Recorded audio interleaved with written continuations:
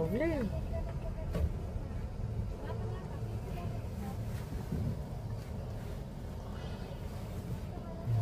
Saan ka tayo? Bisaya ka tayo? Sabi sa'yo, Bisaya ka tayo?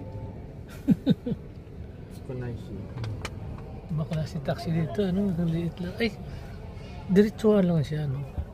Pero maluwag siya. Kahit box type. Kasi tingnan mo yung mga upuan, enough lang para makaupo ka. Hindi ka guys sa Philippines, ang lalaki ng upuan, ang laki ng compartment. Oo. Tignan mo, may space ka may sa space likod pala, pwede ka upo sa likod. Tapos ang gusto ko dito, high ceiling siya. May ceiling na, no? Dito. Cute, no? Oo, bibili tayo. O natin aircon.